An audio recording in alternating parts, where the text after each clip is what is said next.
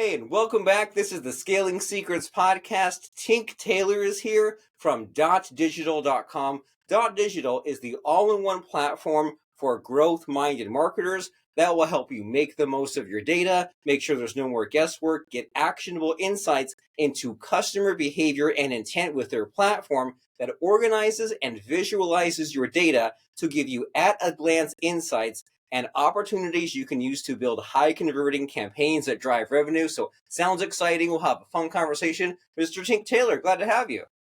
Thanks for having me. Good to be here. Great to have you. And so we introduced you a little bit, but what are you about in your own words? What's the elevator pitch? What gets you excited and fired up? What are you all about? So, I mean, as a business, Dotdigital, we started something like 25 years ago. I think it's our birthday this year. We started as sort of an email marketing platform. Pretty simple back in those days. There wasn't much you could do apart from send out an email, track it, see if it could be opened. Over the years, we've continued to innovate. So we've consumed, as a wonderful bio you just gave us there. It sounds like a lot. It is a lot. So we consume a lot of data. We use all of those data points to understand, what message to send to whom and to when, and these days in what channel. So we've moved on way more than just email. We're doing things like Line, WeChat, SMS, and so on and so forth. So it's quite an all-encompassing platform, but as digital's evolved and the more data points that you can gather both on and from offline sources, that's what helps us generate a tailored message to someone that is 100% relevant, and relevancy at the end of the day equals results. So that's what we empower people to do. And in today's world, we use a whole lot of machine learning and AI to help us on that journey as well.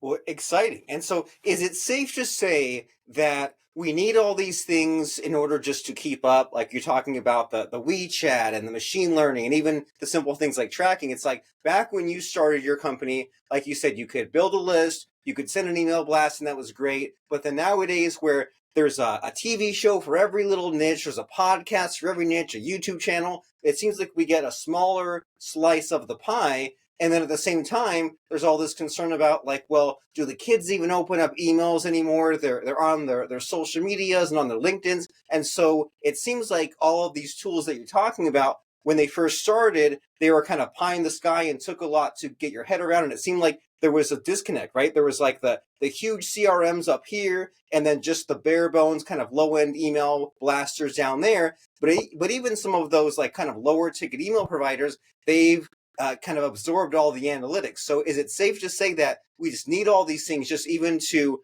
keep the attention lately?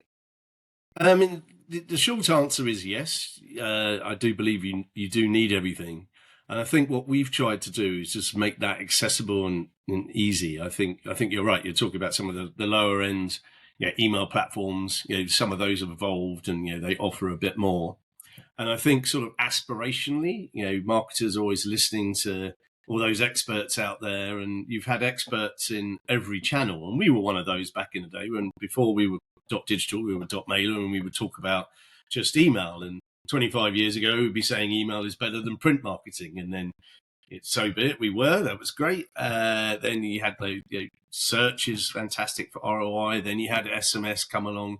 And there was all these different channels that were sort of competing for your attention, essentially, and competing against budgets and trying to say they deliver ROI. But the honest truth is, it's a mixture of all of those things that gets you the best results. So then you start listening to some of the really big players that come with very, very sophisticated systems. Some of them are built on some very old legacy technology. And they've been bolting bits on over the years. They've acquired this and they've acquired that and bolted on, but it's not seamlessly integrated. So what we've been able to do is continuously evolve the platform. Something I'm quite proud of. We've even in the last few years we've changed the key of the database. It used to be email because that's where we came from. And we've changed that into a unique identifier, so it could be used for any channel. So if the kids want to be talked to in social, and essentially it's not just kids, it's any customer, they're kind of in charge of where they want to have the conversation with you as a brand now. So we can't just blast stuff to them in a channel that we find easy. We have to make sure that we're sending them messages into the channel that we know they're most actively engaging, and we can monitor that. But the only way we could do that is by a really seamlessly integrated series of tools that are integrated at that data layer, so we really understand everything. So there's a lot of people that talk about a lot of stuff. You must do all of these things, and yes, it makes a difference if you can do it. But people find it hard because there's lots of vendors out there that have sort of grown out of their little channel into other areas. But do they do it, truly to the best of their ability? Are they really ubiquitous across all channels? And that's where you start to question things. So I've always encouraged people sort of, get your hands on the platform, have a go, get them to show it live, and what have you, to show that it really is achievable. Because I think there's lots of smoke and mirrors out there in terms of vendors that say they could do all these things, but when you actually sort of get your hands in, get dirty, it's not maybe as seamless and easy as some people might lead you to believe. I think you're so right. And I think I've gone through, I don't know if you could call it a cycle, but there's always like, I have this need, I need this software, the grass is always greener. And then you hear about all these features or you see the end result, right? You receive messages, you receive emails from someone, you say, oh, who is powering that? Who are they using to send? And you get a little bit of the envy, like, oh, I'm not using that platform. And then you sign up for a demo or you pay for 1 month. And then when you actually use it, you're like, man, like there's what you're saying there, how like it's just over time you can tell that they've just kind of tacked things on, and it seems like a whole mess. And so you've definitely figured something out here, right? As far as innovating and improving, but then also being careful about it and about the structure. And that's great because this is what we're all about today, right? We're all about these scaling secrets. So as far as you scaling this company, and you said you were dot mailer and you were Dotdigital, were there any kind of scary phases? Were there times when you were worried about the infrastructures, employees, customers, anything like that? Were there any bumps in the road that you feel like talking about? There's probably many over 25 years. I think probably the biggest challenge always is to stay relevant. And that's what we've done for our platform engineering teams. As I say, even just changing the key of the database, kind of the team would describe that as, we've changed the engine of the car as the car is running. That's not a feat that many people can actually achieve. And it did take quite some time, but it has allowed us to stay relevant. I think when we first started, we started building our platform, and I'd probably describe it as a bit of an upside down pyramid. We were bolting things on at the top, and eventually we could see that was going to topple over. So we made a pretty brave decision to completely ground up rewrite the platform. And in doing so, you kind of split the company in half. You have half your developers on the new one, half the old one. That then filters through to sales and support, customer service, even finance and things like that. So when we did it, we built it in a way that we made sure that we architectured the platform to be, it's called componentized, is probably the best way to describe it. And I visualize it as the developers kind of taking out a torpedo of their submarine, and maybe there's a better torpedo now, or we can refactor the one we got to get more performance. We take that bit out and then we put it back in. Maybe we've used some new technology, maybe we've just thrown that bit away, and we've started from scratch. But that's enabled us to continue to grow and not get into that situation where we feel like we're going to topple over again. We've got a really solid, stable platform that we can help grow and scale. And I think in our world, massive holiday periods, Cyber Monday and Black Friday and what have you, is a really big period. And I think that's one of the things. It's tough for our engineering team because everything happens like clockwork and no one notices. But it's these huge surges in usage. I'm sure other people have experienced, they've gone to their vendor and things haven't gone quite so well at that stage. But I think, when we talk about tech, when it works really well, no one notices. When it doesn't work, everyone notices. So that's been a challenge. And then I think probably growing the business. We given the accent, I'm from the UK originally. We're the biggest and the baddest of what we do in the UK, but we've grown and scaled globally. So we have offices. I've lost count now of how many offices we've got all over the world. But it's exciting. We've grown substantially in the US. We're big now in APAC. We have a very big Australian presence, but we have a Singapore office. We've just in the last 12 months, maybe a bit more, opened to Japan. That's a challenge in itself. The whole website's in Japanese. Our UI is available in any language as well. So not just sort of your European languages. Spanish we use in LATAM, but we discovered that the European Spanish isn't the same as the Spanish used in Central and South America. So that's quite interesting. So that generates, how do you scale in those areas from a tech point of view, and then how do you scale in terms of sales and support and partnerships? And partnerships become very key in those areas where maybe it's not our first language. But I find it quite fascinating. People often say, why are you still in it 25 years later? It's because there's a bit of a graphic equalizer around the world. So I can walk around in London and we're the biggest and the baddest there. We're listed on the London Stock Exchange.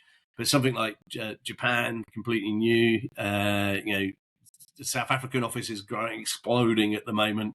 And we're looking at all sorts of different areas in Southeast Asia and the Middle East. The Middle East is a really interesting part of the world at the moment with the amount of money that's being deployed over there. So, it kind of, one day you can swank around, the next day you can scrabble around, and that sort of blend of that gives you sort of startup mentality in some areas, and then you can then deploy all the learnings you've had and all the maturity of the business in the right ways at the right time as those various areas around the world start to develop.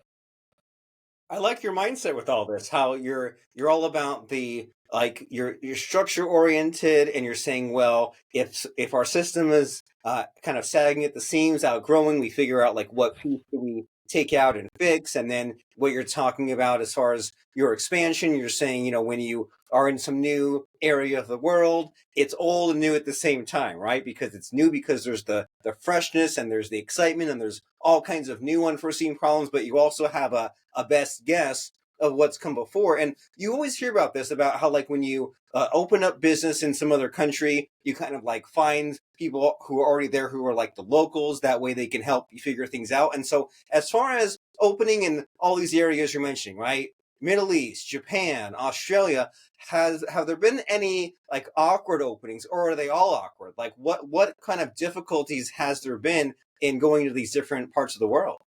I mean, with time zone and geography, right? That's probably the biggest challenge for any team.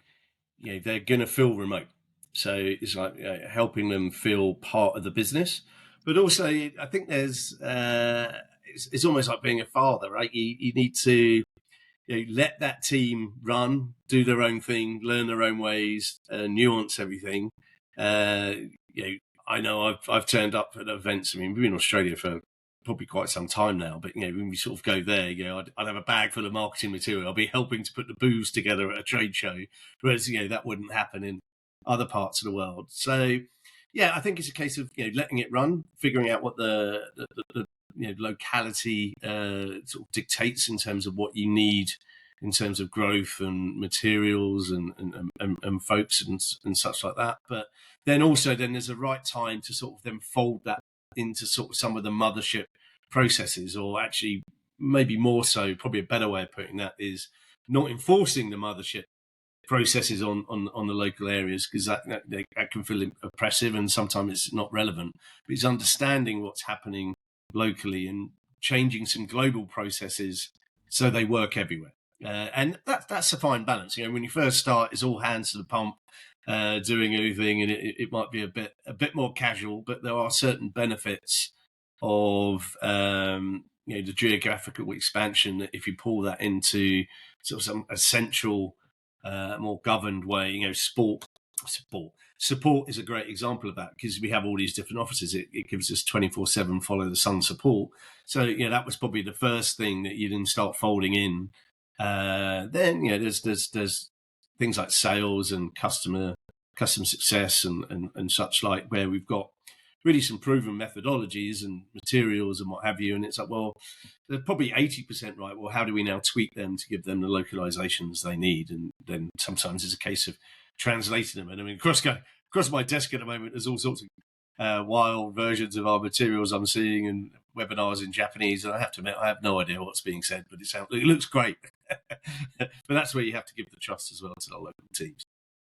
Yeah, and I'm hearing from you like some of these kind of important components. You're talking about trust and leadership and timing, especially, and kind of figuring out what your priorities are and what are the orders of importance, right? Where you're saying, well, these things need to get done, and one person or one team can't do it all, so we kind of set them on their way and then jump in when it's needed. And then sometimes something remains local or something gets folded into all of it, and it's kind of like deciding when to do those sorts of things. And so how, like, what sort of numbers do you have to share? Like, do you know offhand, like, how many employees or like how many locations, or just like how big is this beast so far?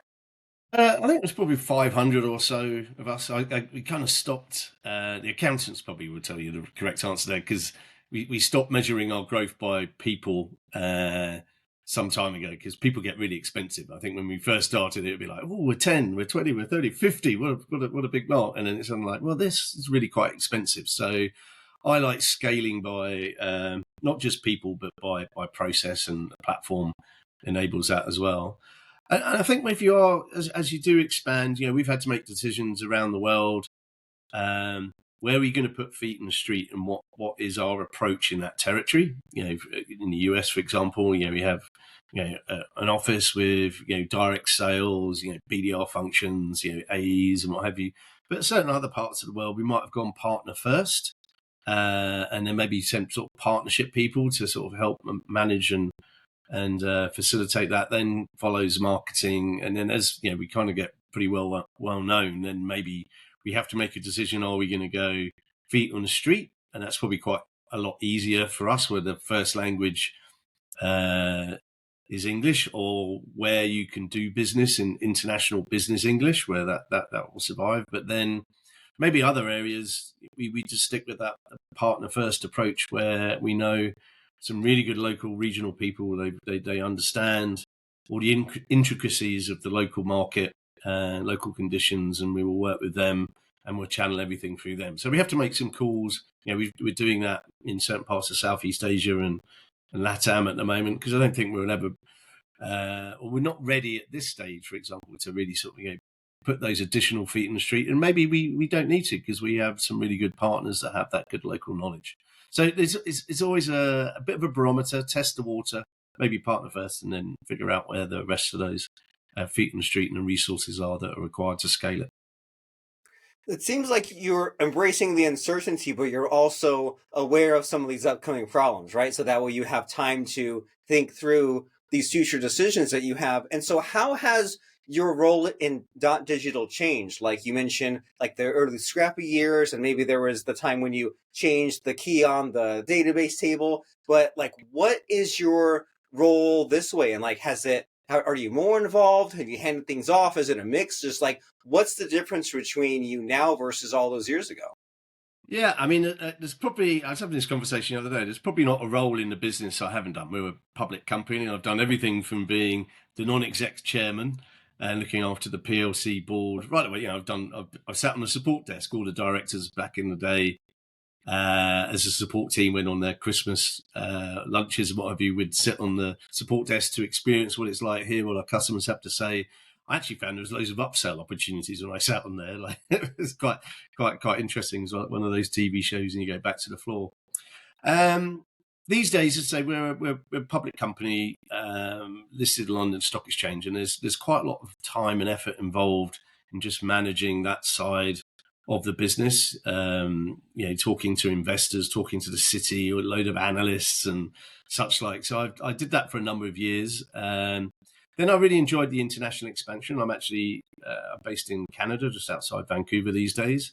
And that gives me a really good time zone to speak to London, speak to obviously the US, but then further afield after this, for example, later in my day, APAC comes online. So I get a good spread of time zone. But that means that city stuff, we have our CEO, Milan Patel, fantastic guy, someone I interviewed many years ago to be a financial controller, and he we grew him through the company, and we gave him some good mentorship, and he went from financial director to CFO, now CEO. So he handles all that sort of side of stuff. So I help with the international development, and I predominantly do that through our partnerships, and we kind of categorize our partners into things, 3 different buckets. So we would have big vendors, so your Microsofts, your Salesforces, Adobe, Shopify, and so on and so forth. And then there's sort of ecosystems that live around those. So we have the tech ecosystem, and then we would also have our agency or service partners, which would be your system integrators, web agencies, and so on and so forth. So sort of 3 different strands to that. And again, a lot of those vendors, we've followed them and their successes around the world, and then entered into their different ecosystems. Okay, so doing so much, being aware and jumping into so many things, right? Different roles and different phone calls and different relationships. It's like when the CEO of Starbucks, Howard Schultz, right? He was saying something like he started once a month. He would just work at a Starbucks just to see what it's like you're saying, and see what kind of opportunities are there, and see what it's like for someone at the front line, so to speak, doing that kind of work. And when you're having to switch gears so much, I imagine that it requires some amount of like discipline and getting your motivation up, and time management, right? Just to keep your enthusiasm and to make sure to show up for these sorts of things. So does your excitement ever fade, or do you have to work on your own sort of mental inner game to keep things going? Like, what's your secret as far as just staying active on all these different fronts? And you make a good point there on context switching. That's something that, especially anyone in any level of business as it grows and scales, it does become a challenge. You might be talking on this topic for one meeting and another topic for the next one, then another one for. So it's good to get a break between them to sort of reset the brain. I find that really helps. I'd hate to think it hurts. It hurts if you don't do it. It helps if you do it. Yeah. Yeah. It's what people find quite difficult, and I've mentored a number of people over the years, and there's a great phrase I think it's roughly sort of stolen from Mike Tyson. I heard recently where he said, do the things you hate, but do it like you enjoy them, because there's some tasks that people in any role, that you naturally gravitate towards the stuff you like. In sales, some people might love the negotiation and that part of the deal, but hate doing the closing, or they might hate doing the cold calling and what have you. But the success of that individual will certainly be dependent on them putting equal time and effort and success into each one of those different items. So making sure you schedule time to do a bit of everything, otherwise you'll be too focused on some the wrong things, or too much on one thing, have too much bias. I think as the company has scaled, you get the benefit. Certainly in the early days, I think I opened the mail, I took the checks to the post, I did the accounts, I was fiddling around with the UI, I was doing some coding here, I was doing sales and what have you. Over time, as you grow, it's like some of those tasks that might not be, maybe not the ones that you enjoy, but probably also the ones you're not best suited to, because it's not your passion or your background. So that's what I say. Talk about Milan, our CEO. He was one of the early people we brought into a finance team. We didn't used to have that. HR was another function of the business that at one point we didn't have, and we needed to bring that in. So, and you get someone that loves and thrives on that. So I think that's key. And to your point about Starbucks, I've been very fortunate that I've travelled all over the world to see all of our office, our staff, our teams, our partners and our customers. I think it was probably at one point I think I did about 180 flights a year, which is I hope not to do so much of that.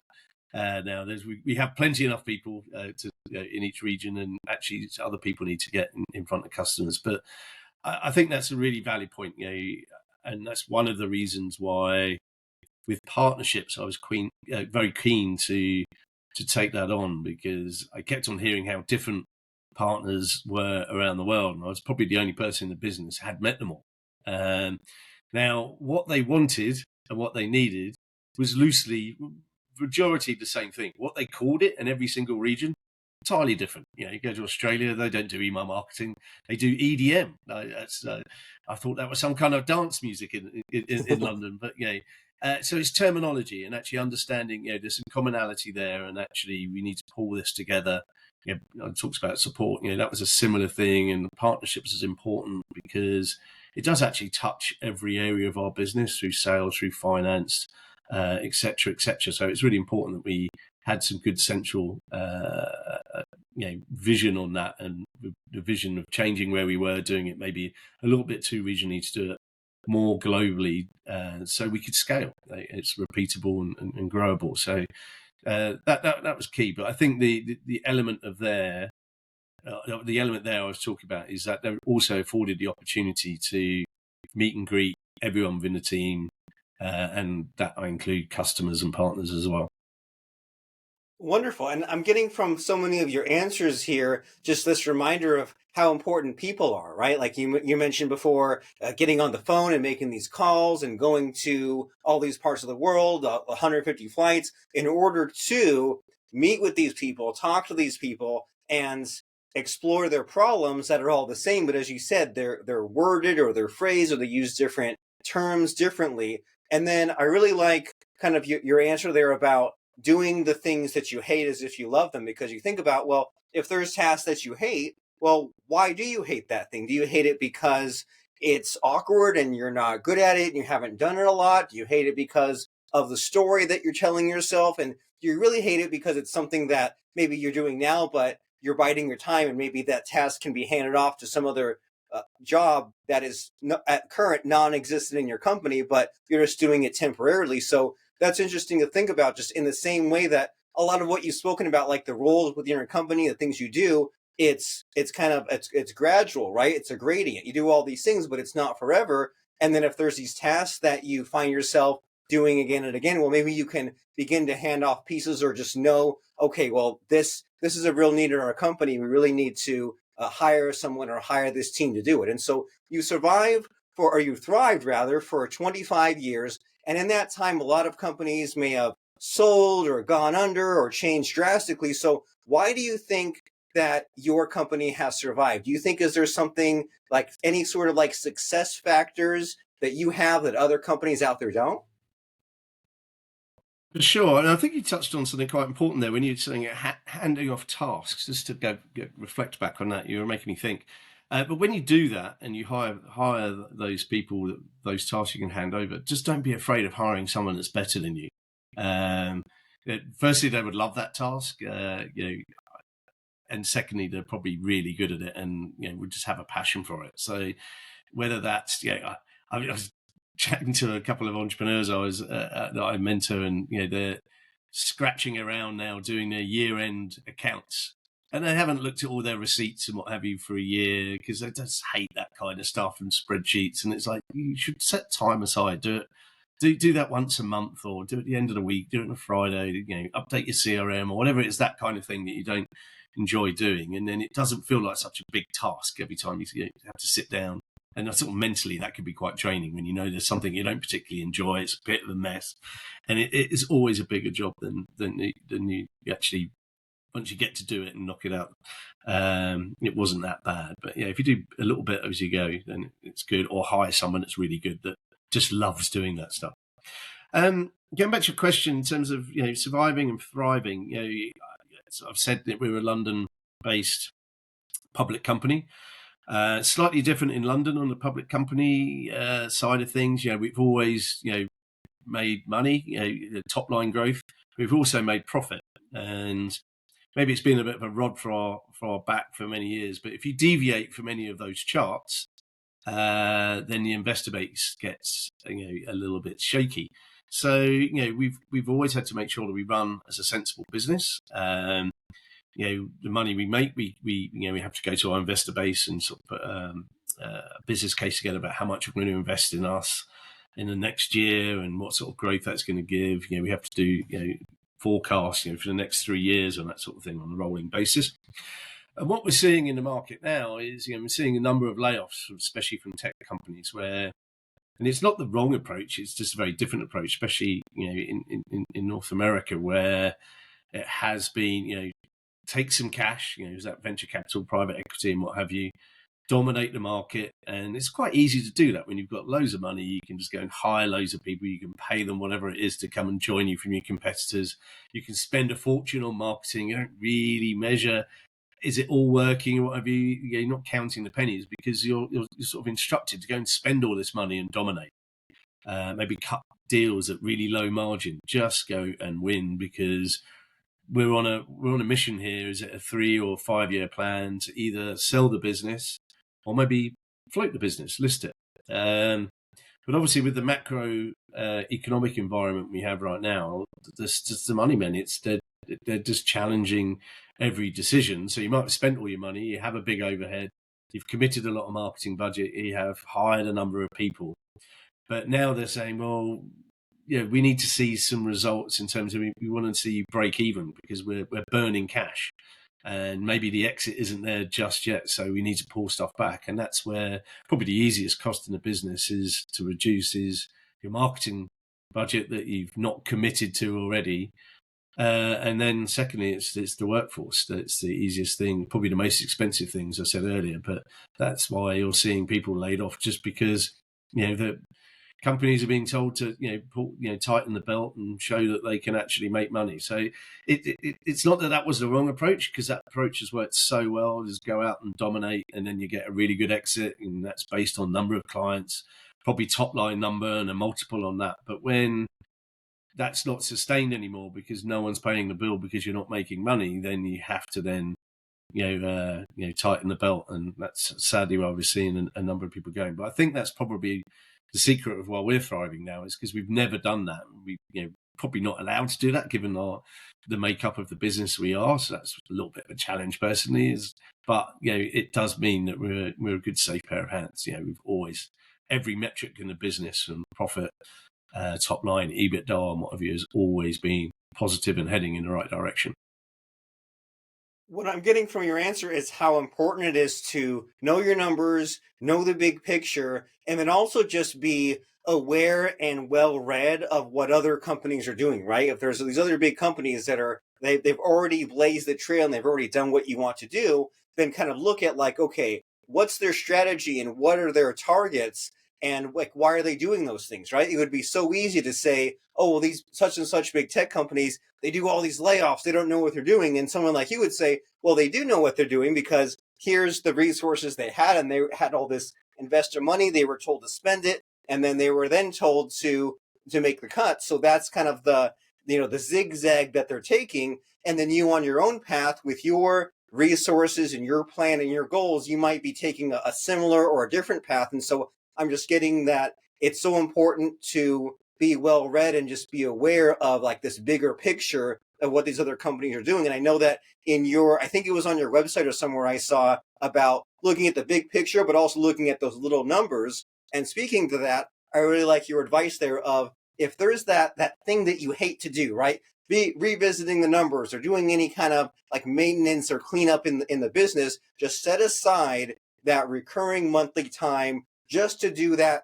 just to focus on that thing that you don't like to do, because when you revisit it recurringly, then you can chip away at it, and it's not a big, hairy, scary beast. It's not this thing that you keep on ignoring, and then you spent more time thinking about the problem than actually solving the problem. No one wants to do that. And so as we're wrapping up, winding down our conversation here, Tink, is there anything that I haven't asked you? Is there anything that you just would love to broadcast and message just about your journey, your story, what your company is doing? What comes to mind as far as the hypothetical question that I should have asked you?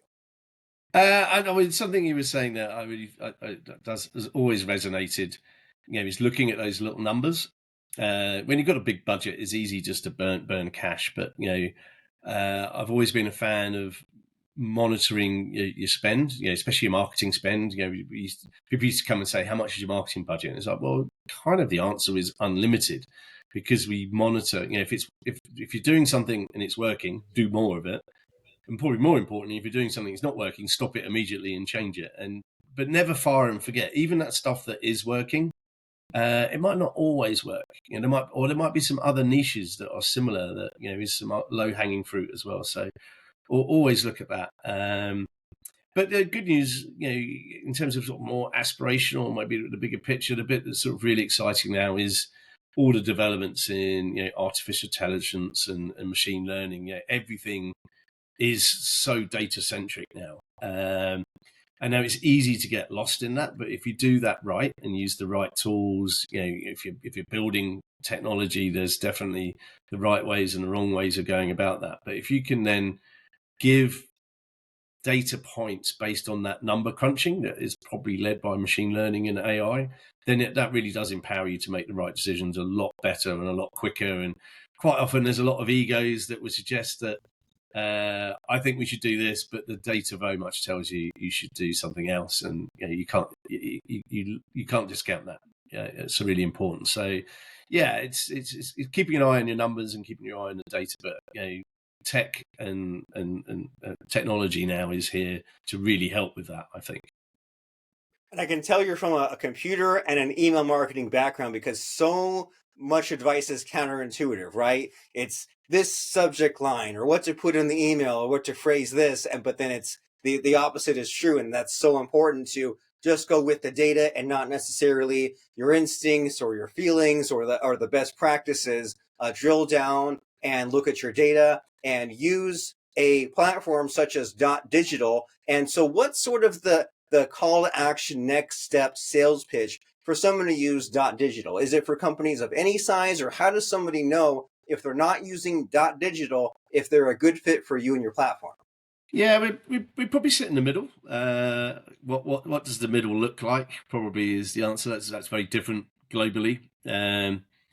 So there's lots of people that are very successful, startup businesses. I think there's lots of really good tools to them, but I think when you're scaling to the next level, so we sort of the scale up from SME into mid market, and then I think there's probably a lot of people that are scaling down, that they've been massively oversold by big technology vendors into this aspirational belief. Kind of what I said at the start. They say they could do all of this, but they've just been bolting this bits and pieces onto sort of some legacy technology, and probably the kit is really good if you know how to use it, and you need a massive team to get the most out of it. It's kind of like your NASCAR or Formula One. It's a great car, but you're going to need a really expensive driver, a really expensive pit crew, some really big sponsors to pay for it.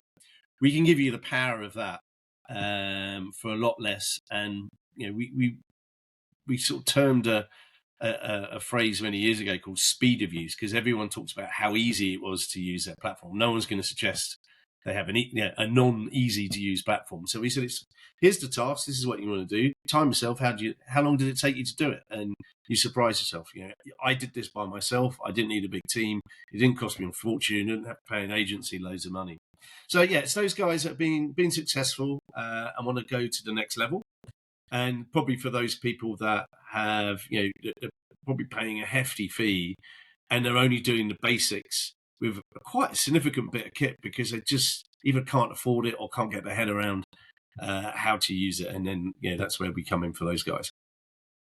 Okay, so if you're one of those guys and you've outgrown your current solution and it's time to get that speed of use, I mean, this is the Scaling Secrets podcast, so we're all about that, right? You use this one mindset to get to this level, and then you pivot and you get to this other level. Well, if you're at the level now where you have outgrown your marketing platform as far as the email marketing and the tracking and the artificial intelligence and the WhatsApp and all the messaging, then you need to check out dotdigital.com. And as we wrap up and wind down our conversation here, Tink, I always like to put my guests on the spot and really stump them and ask for a fun quote, or maybe feeling that a lesson, just to help and send us on our way and get us excited about those future entrepreneurial opportunities in front of us. So does anything come to mind as far as a fun quote or lesson to wrap things up?